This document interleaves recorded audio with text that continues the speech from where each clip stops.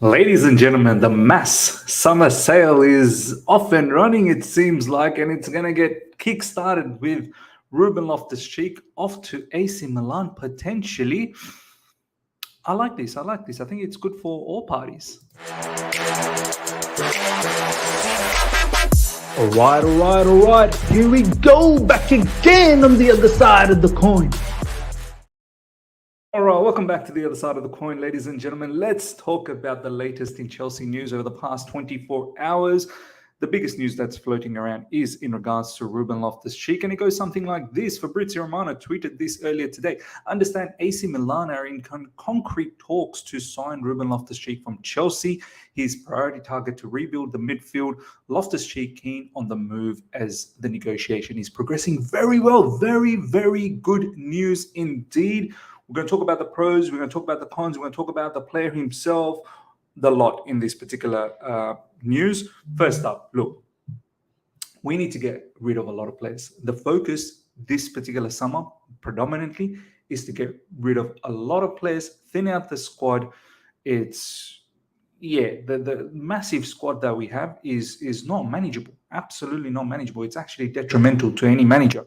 So from that perspective, fantastic. FFP point of view, we need to start balancing out the books in terms of getting rid of wages, in terms of making some money through transfer fee. Look, Ruben Loftus Cheek, I remember, man, let me tell you some good stories now about Ruben Loftus Cheek before we talk about the AC Milan move.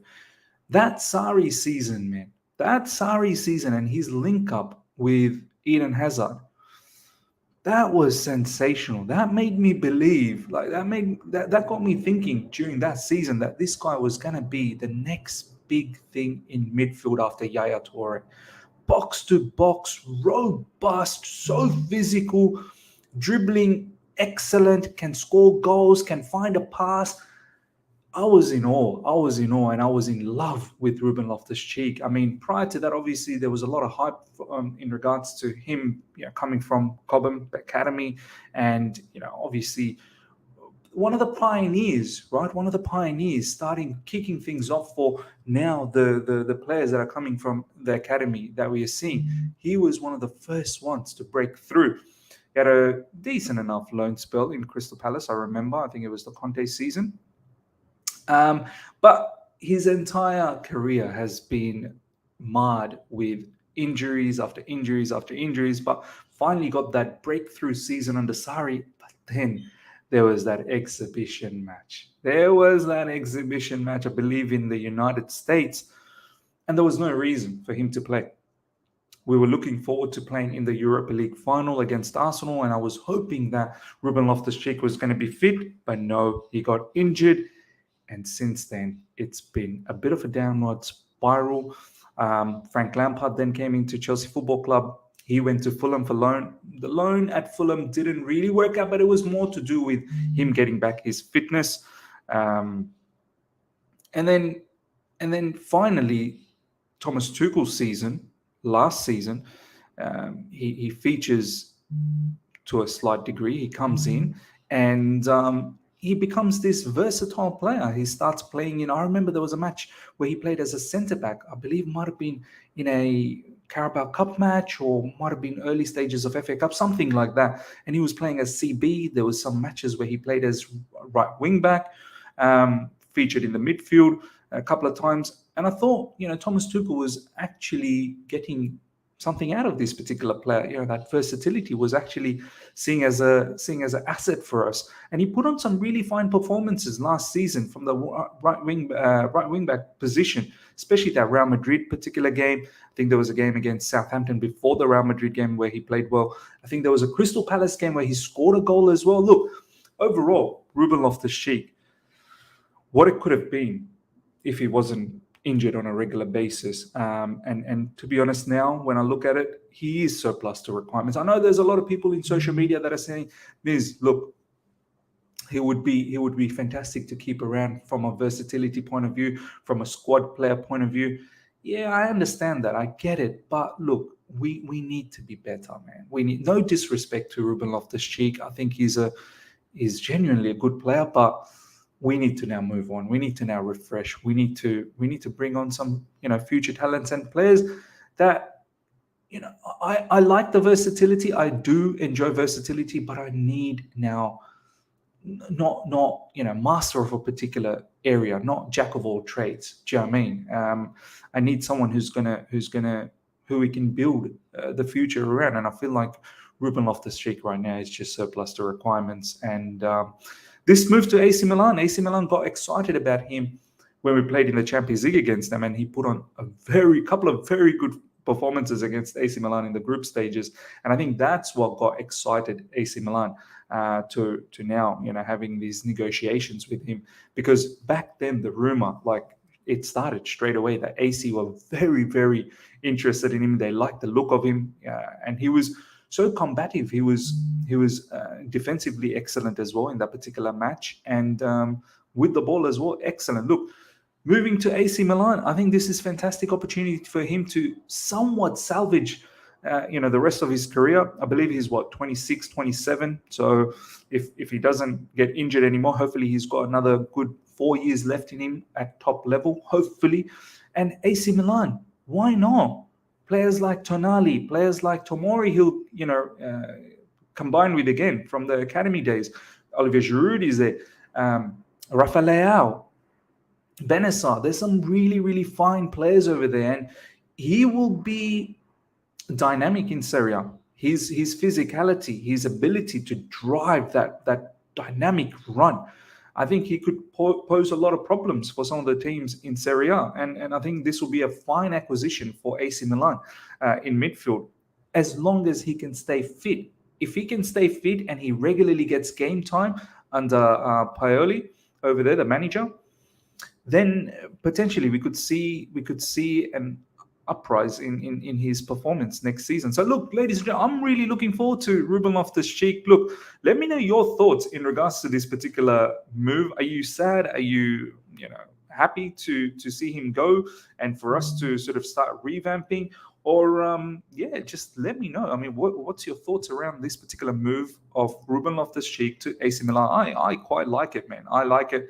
He's on 150k wages, I think, per week, and hopefully, I mean, look, I don't think he'll get that level of wages at AC Milan, and I'm pretty sure Ruben Loftus Cheek will take some sort of a pay cut. But it's an opportunity for him to play full-time football. Chelsea's priority next month in June is to sell and offload players. That's it. I love it. This is why I'm next month is going to be brilliant.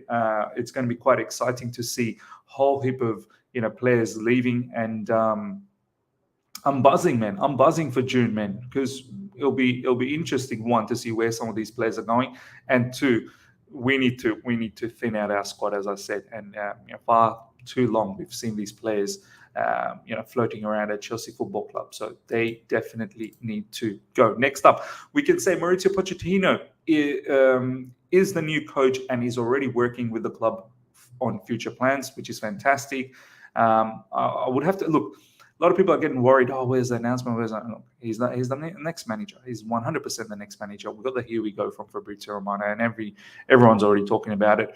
We may even see the announcement maybe at the end of the season, once this season is all wrapped up. I mean, what's the point of getting slapped by Man City and then getting the announcement of Mauricio Pochettino? Maybe they're just waiting for that, for this shambolic season to end, and then kickstart the next phase with the good news, with the announcement of Mauricio Pochettino. But you best believe he's already doing his homework, and he has to do his homework, because we cannot wait for the preseason to start to get all our plans, up and running. We got to get the plans up and running right away. And I like the fact that we're already starting to talk about Ruben Loftus Cheek to AC Milan. I hope there's many other players that we're lining up. And I know people are getting worried that what about incomings? Look, just calm down. We'll get the incomings. More important to get the outgoings.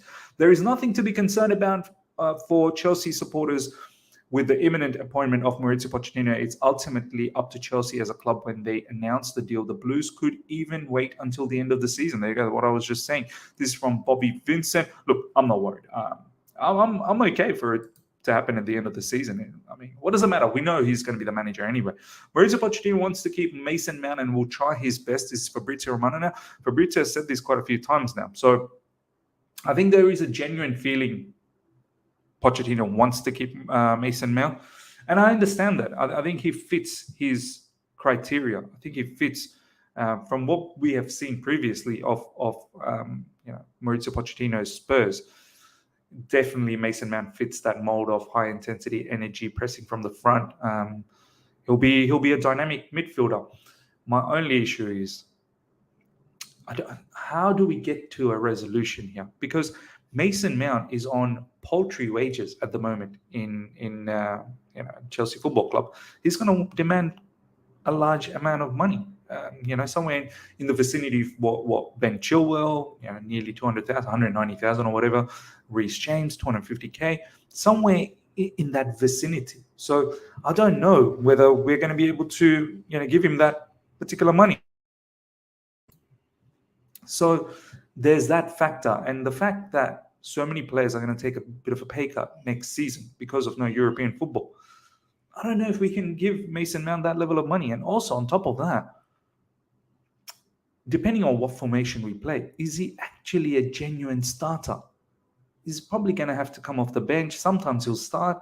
How will that go down? And when there's teams like Liverpool who are extremely interested in Mason Mount, who could potentially give him close to that particular pay package, it will be very, very difficult to keep Mason Mount, in my personal opinion, unless we do something extremely generous to keep him. Now, that's up to Chelsea Football Club. Will they do that or not? Or will they move on from Mason Mount? Once again, don't forget, selling Mason Mount, that's going to have massive positive implication towards financial fair play. He's going to fetch at least minimum 50 million into the books. So that's something to think about as well, which we have to think about, because right now, financial fair play, we're in the mud.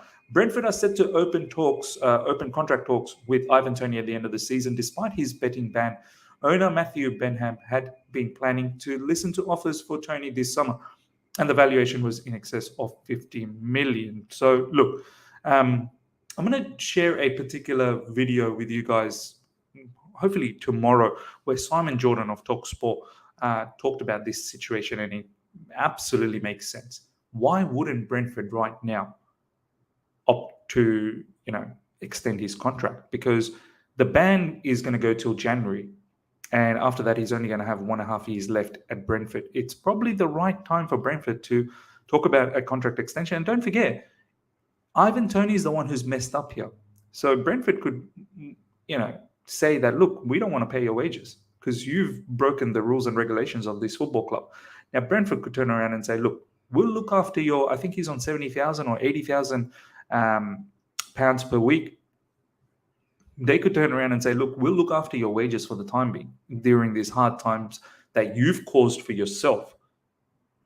Even though we're not obligated because you've broken the code of rules and regulations of the club, we're not obligated to pay you. We can very much suspend you and not pay you, but we will pay you. But what you got to do for us is you got to sign a contract extension, and maybe there could be a release clause in excess of, I don't know, 70, 80, 90 million. And then Ivan Toney will have to think as well, what level of a player is he going to be once he comes back in January? He's not going to be able to be match fit. He's going to need a pre-season of somewhat. And are there going to be teams that are going to be interested at that time to get him during that time frame? So something for Ivan Toney to think about, not being paid or being paid now and trying to sign a contract extension. So look, I'm going to share that video. As I said, Simon Jordan, this situation is far more complex than we really think. It's not as clear-cut as, let's just go and get Ivan Toney. Chelsea target Yusuf Fofana. If it's the right opportunity or moment to leave, I can't stay. I have already played with top players, but if one day I can play with more big names, then it will be a pleasure. And I mean, I have performed well. Look, I don't know too much about Yusuf Fofana. I think he's a Monaco player, looks like. Let me know, ladies and gentlemen, in the comment section. What do you know about Yusuf Fofana? Is he? I think he's. What is he? A defensive midfielder or something like that? Is he worth looking into? Let me know. I have no idea, but this is the second time I'm seeing his name float around. Last but not least, ladies and gentlemen, why are we doing this? Chelsea Dodgers saying, we're really doing this Fair enough. I mean, ladies and gentlemen, why? Vote for Men's Player of the Season 2022-2023. This is an utter shambles. Like, to do this particular award this season. I mean, I think even the players would be ashamed of this. Whoever wins this will probably won't even accept to collect that award. Who this season has played well? I mean, you could say, okay, fine, to a certain degree, Thiago Silva, but even Thiago Silva will be like, do you know what? Don't even call my name. It's a shame. Why are we doing this? They should have just scrapped this. Honestly, I don't think anyone would have thought negatively about this particular award if they scrapped it. Whoever gets this award, there'll be like an asterisk next to their name. They'll be embarrassed because this season, I'm telling you, everyone will remember. No fan, no Chelsea fan will ever forget this season. That's how bad this season has been. It's been an utter nightmare. I can't believe we're doing this particular Men's Player of the Season award, but it looks like we are. Ladies and gentlemen, that's it for today in regards to all the Chelsea news. Hope you guys have enjoyed this. Smash the like button. If you're here for the first time, subscribe, hit the bell notification to stay in touch with all my content. We'll be back tomorrow with a live stream talking about probably Ruben Loftus Cheek in a bit more detail and other players that are potentially going to be looking to leave Chelsea Football Club in the next month. As you know, we need to balance the book out by 30th of June and then also during the summer transfer window as well. Until next time, everyone, take care and see ya.